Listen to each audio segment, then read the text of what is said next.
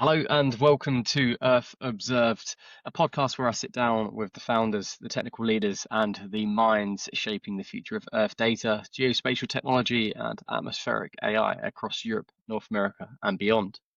In each episode, we take a vertical dive into a topic chosen by our guests, giving you a front row seat to the ideas, the tools, and challenges that enable innovation from space to subsurface and everything in between. Today, I have the pleasure of being joined by Gaetan Petit, co-founder at askEarth, a startup based in Zurich, Switzerland, working on making geospatial information more accessible within companies with an agentic AI solution.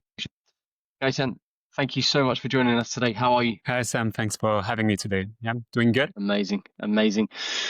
So I guess before we do dive into this particular topic, I guess if you could just give us a very, very brief snippet as to what we're going to be talking about today, just to provide a bit of an agenda to get people a little bit excited. Yeah, happy to drive you through the rationale behind the creation of our company, askEarth. I think would be happy to talk a little bit about how Earth observation changed in the last year, or Earth observation, GIS in general. How the machine learning is not new, AI is not new, but LLMs and foundation models are kind of disrupting the whole industry, not only Earth observation, but many other industries. And I'm happy to talk about how it changed GIS and Earth observation in the last years. Absolutely. That sounds great. So I guess it would only be right to start with the idea of askEarth. You know, what inspired the creation of askEarth? Was there a particular gap or moment in geospatial intelligence that pushed you to build this platform? Yeah, I mean, 3 years ago when we created askEarth, one of my co-founders, Manuel, and myself, we were already working in the field of observation, more on the public side of things, seeing a lot of startups, seeing a lot of tools and solution out there. But the big problem of of Earth observation is not the access to data. Satellites have been up there for a long time, taking pictures of our planet. Earth observation Landsat program, for example, is not new. Even Copernicus is not new. But the adoption of this data within the industry, within the end users, is or was rather low still, and this is what we wanted to change with our company. We wanted to make this data, this information more accessible, and we saw the emergence of large language model as an opportunity to lower the adoption thresholds in large companies. So we decided to go full in there and build our tool. This was before ChatGPT was a thing, right? I mean, this was 3 years ago, and 4 years ago when we had the AD, and a lot changed and a lot moved in the last years, and then we were happy to surf on the wave and become the agentic AI experts in the Earth observation domain. Yeah, sounds very interesting. You know, having done some research myself on askEarth, I understand that at the heart of this business is GIA, or also known as your Geospatial Intelligence Agent. For those unfamiliar, how does GIA work? And do correct me if I'm mispronouncing that, by the way. And what makes it stand out compared to more traditional geospatial tooling? Yeah, definitely. I mean, we built a tool, our products called GIA, so GIA, yeah, for Geospatial Intelligence Agent. It's our agent that we've been building in the last years. I think the architecture is quite different than other agents in other industries. The main reason behind this is that Earth observation satellite images are really heavy, and you don't want to feed the data to an LLM. So basically, we've been building an agent that is kind of calling tools that analyze the satellite images. We're using state-of-the-art, machine learning, deep learning algorithms to extract information from satellite images. But then we have this overall agent called GIA that is basically calling the different tools, bringing all the information together, and then bringing the information to our users through an LLM. So with a chat, of course. Now everybody sees it, but 3 years ago when we were, showing the first demos, people were like, "Wow, this is crazy." But of course, now everybody's expecting to chat and get information. But for Earth observation, it's not so easy because you cannot just process large amount of data on the fly like that. You need to have a specific architecture behind, and that's a bit where we are different than other agentic AI startups, I would say. And the title of this episode is Agentic AI for Geospatial Intelligence. Now, Agentic AI is often described as systems that can act, plan, and adapt with minimal human oversight. How does GIA bring those qualities into the geospatial space? Yeah, so basically our customers are most of the time used to this type of geospatial data. They have their own data sets. They sometimes have their own algorithms as well to do predictions, forecasting in general. But they're tired of running the things themselves, and sometimes it's only a few people within the company that are able actually to run the models and produce data or analyze the data. And what we wanted to do is to bring this data, this information to the whole company. And that's exactly what we are doing with our agents. You're totally right to say it's fully autonomous. So once the company has uploaded their data onto our product, anybody can just go on it, ask a question, and the whole analysis is autonomous. There is no human in the loop anymore. But our agent pretty much acts like a data scientist, if you want. It doesn't replace a data scientist, but it kind of interacts like like a data scientist. You ask a question, the agent kind of go fetch the data, show the different options, select the tools to analyze it, and then run the whole process and give a full transparency on the thing. Transparency is very important in agentic AI because people want to know what's happening, right? They're scared of hallucination, which we don't have at all. But yeah, this is a secret sauce as well. But they want to know what happened, and when they interact with a human, they know what happened, right? You send an email, they say, okay, well, I use this data, I use these algorithms. That's the results I have, and you can ask questions. But with an agent, sometimes you cannot, and for us, it was really important to have this full transparency so people can trust it. Being based in Switzerland, I'm just keen to get your take on the Swiss approach to Earth observation. Not necessarily how it competes with other countries, because I feel like we're all working towards a collective goal here. But for example, back in, I believe it was early July, we saw 100 million Swiss francs donation from a particular foundation that was made to ETH Zurich to establish the ETH Swiss GeoLab. No doubt you've been made aware of this news. What's your opinion on that? No doubt it's very good for the industry. But yes, being someone within this particular ecosystem in Switzerland, would be very interested to hear your thoughts. Yeah, definitely. I mean, more money into the field is great news. I mean, Switzerland is a pretty pragmatic country. They will only put money if there is a need from the industry, from the government, right? They're pretty pragmatic on this side, and if they're going further into investing in Earth observation, it means that there is a real need from the industry, and we're happy to see that. Now, we're based in Switzerland, we're based in Zurich. The main reason is also because this is central in Europe, and our market is, of course, European and outside of Europe as well. Our network, I would say, would be more the European Space Agency than just Switzerland. Switzerland's part of the ESA. And yeah, we hope also to expand, our network a bit outside of Europe in general. So Switzerland is rather a small market. There is a lot of large companies with their headquarters or offices in Switzerland, which is good for us. But basically, we don't stop in Switzerland. But yes, you're totally right. There has been investments toward Earth observation from private donors, but also the government in the last years. And this is really good, I think, because Earth observation is kind of the untapped, space data segment, and everybody's going there. Sure.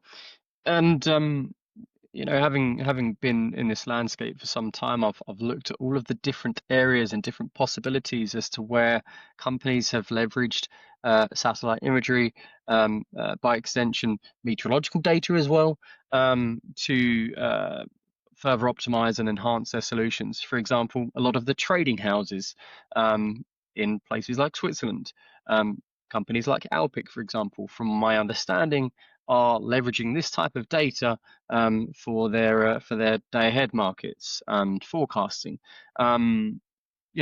Aside from askEarth, what's your opinions on that type of work? Do you see this particular area to continue to innovate, to serve this particular market in trading and operations at all? Yeah, I mean the big sectors. I mean, and you know it probably better than me now, but the big sectors in Earth observation is historically agriculture, where you can do a lot of things by monitoring biomass or water into plants and for the crops and yields, basically forecasting.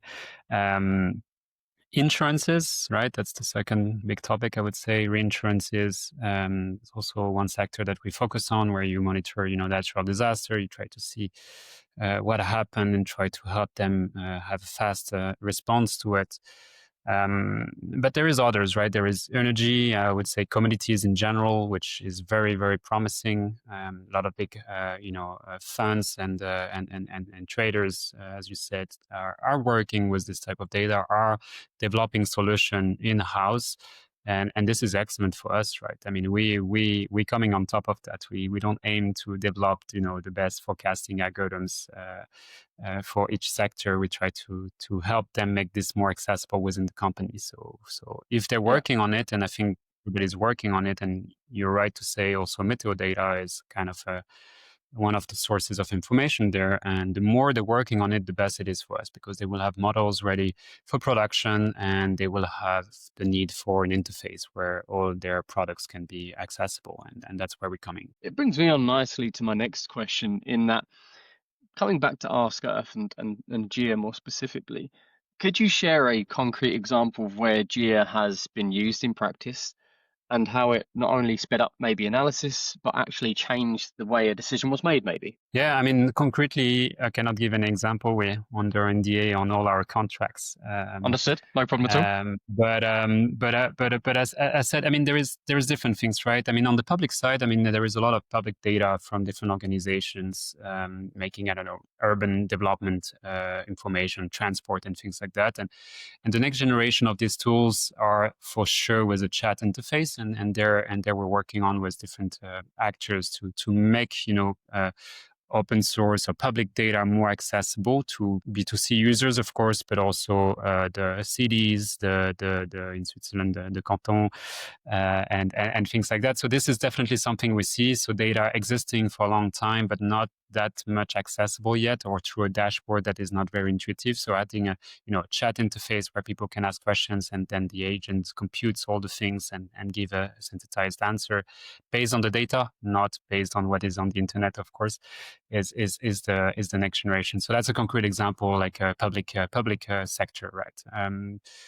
I mentioned, or we talked a bit about reinsurances as well, natural disaster management. That's very important for us as well. And we have some customers in the sector where they have, assets, things insured in different regions, and they need to kind of know very fast what is happening. And right now, I mean, this is done manually, right? This is done with S3 software, where you have a few GIS experts that are analyzing what happened with buying satellite images, analyzing it, and then correlating it with the list of assets. If they have an API, that's great, but not always.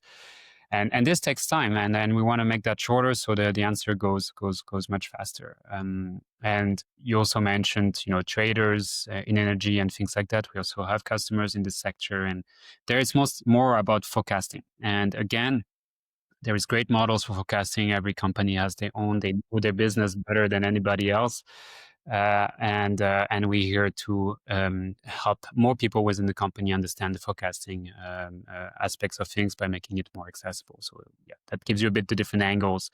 It's mostly about accessibility, as we mentioned at the beginning, and fast response or fast answer to certain requests, which are strong suits here. I recently recorded an episode with a particular person over in the US about AI education, and how if this particular industry is going to continue to innovate and continue with its momentum, it's all about building those intuitive and accessible products for people like me who are non-technical, so that people can best make use of their data, best understand it, and ultimately resolve the particular problem that they have.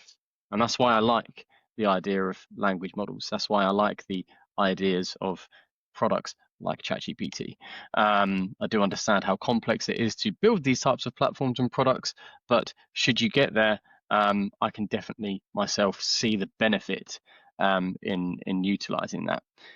I guess under the hood, are you building on established ideas like autonomous geospatial, or are you pioneering something new in this particular area? I mean, you said it right. This is moving very fast, the whole field, and tools that we have now were not available a few years back. I mean, when we created the company, most of the tools we use today were not available, so we built our own, and then we stay agile and kind of included what is out there. And I think that's also our spirit in general. I mean, instead of taking the risk to try to develop the next tools that would be 1% better than what is state of the art today, and probably next month somebody else release something open source and then we're not relevant anymore. We would rather stay alert about what is out there and keep our agents smart into including what is being developed, and so far architecture allows this, and I think we did the good choice into building an agent that is capable of using different tools, different data sets, rather than going the way of for example foundation model. Right now it's the trend of Earth observation foundation models. It's everywhere, everybody's releasing one. They are good for simple tasks like classification, segmentations, and things like that. They most of the time not as good as state-of-the-art machine learning and previous generation AI models, but I'm pretty sure they will be really good, and that will be the way forward. Now spending money and time on that, if it's not for open source or research, I don't really see the business case there, because you're not going to be better than other solutions at the moment. But definitely we're following that very closely, and one day if we have a strong belief that if we spend the resources into developing something that will give us an edge for the next 10 years, we will do it. But at the moment things move so fast that every 3 months everything is kind of new. So that's the kind. Yeah, that's why it's exciting as well, right? Things are moving so fast. Yeah, absolutely. Some people would say far too quickly. If anything, aggressive. But I think that's the same with pretty much anything in life nowadays. There seems to be no patience. If anything, I think those who will win are those who are able to control the pace and to slow things down. I'm a huge football fan, or to some people watching soccer, and I'm a huge advocate for those players who have made the game fantastic and beautiful in the middle of the park. And what I mean by that is the players like Andrea Pirlo, Andreas Iniesta. I like those to compare to those business leaders in this particular space, to those who can control the pace of the innovation and the development, to slow it down, and to make something beautiful out of it. So yeah, not sure if that's a great analogy or not, but it makes sense in my head. I guess stepping back, what do you think agentic AI means for the wider industry, from smaller organizations with limited geospatial capacity all the way through to larger enterprises and agencies out there? I think it's going to change a lot of things, right? I mean, the access to space kind of trend from the last 10 years with SpaceX and things like that made people being able to send satellites and acquire data themselves, which kind of lower the cost of also data, which is great, but that didn't make the data more accessible to small companies, right? For example, that didn't really help there. But I think the trend, the AI trend that we see now, will allow small companies with no technical expertise to gather information from this data, and that's really where the big transformation is going to happen. Of course, large groups also have the capacities, and but what they like is the easy access for non-technical people within their company. But if they really want to, they have a tech team that can harness the information from the data. So for them, it's not going to change. It's going to change how they work, and that's where we help them. But it's not going to change the type of information they have. But for small companies, they had no access to this information, and right now they will. And I think maybe not right now, but in the next years, for sure, it's going to change access to GIS information for everyone. There is tons of use cases for any industry, and access to it is what is blocking at the moment. And if we can, take that off and make it more accessible, then we're going to unlock a lot of new users. Yeah, I think a big topic, across AI in general at the moment is accuracy, bias, hallucination, trust. Of course, autonomy also raises big questions around trust. How do you, askEarth, approach issues like accuracy, bias, and explainability in GIA so that users feel confident in the insights it provides? Yeah, trust is the most important part of all these things. I agree with you. People cannot take decision on false information, and our solution is great for that because we don't feed any data to the LLM. So our agent basically only use the data that the companies want to give us and the algorithms that they want us to kind of apply on the data. So it's really like if a data scientist would do the analysis. There is no feeding data on an LLM and hallucination, like zero hallucination. And this is key. And so far, that's the only way to do it. And then compared to others, that's really a stronger, selling argument that we have. Now there is still the problem of bit black box of AI in general. We cannot explain what the tools do, but we can explain which tools and which data has been used, and this is most of the time enough to gain the trust of the people that use it. Of course, companies and people still need to be educated on what these things do and what are the limitations of AI in general. But that's more an education problem than really a solution problem. Yeah, it's really interesting. And finally, looking ahead, forward guidance, where do you see this particular field going?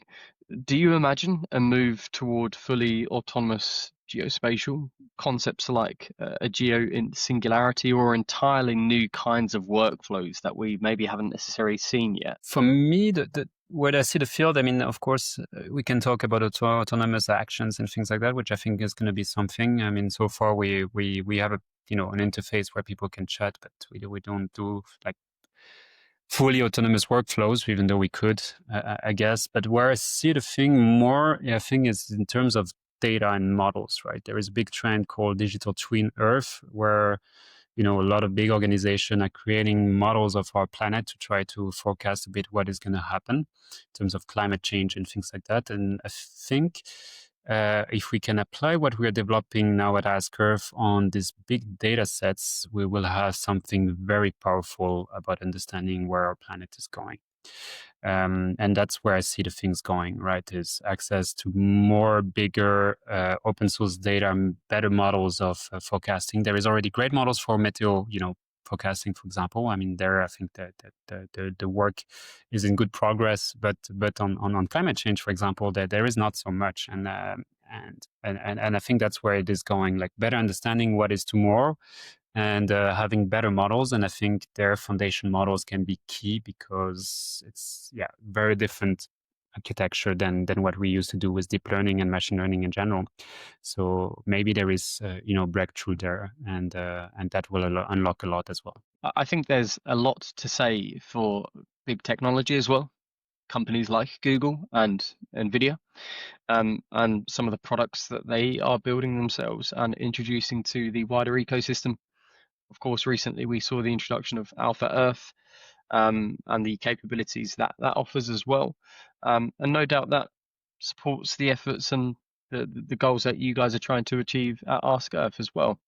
So, I think there's a lot of accountability, a lot of responsibility on their shoulders to use the resource, the investment, and the capacity that they have to continue to accommodate the industry. I think that's probably the most fitting word. Yeah, definitely. I mean, they're enabling, technologies that are not accessible to anybody outside of academia. They're making it, more accessible to companies and things like that. They're also making money out of it at one point, but I think that's also fair. So yeah, they're definitely technology enablers, and I'm glad they're doing that. Yeah, amazing. Well, look, it has been an absolute pleasure speaking with you today. Thank you so much for your time. And to those out there watching, thank you for watching. Have a great day. See you in the next episode. Thanks, Sam.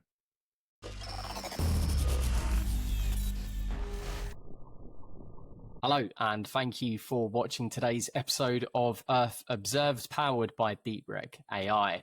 If you're interested in joining me for an episode of your own to discuss a topic of your choice, do get in contact with me. And of course, if you are looking to scale your team within geospatial, Earth data, or atmospheric AI, please do get in contact. I'd love to understand how I can support you. Until next time, have a great day.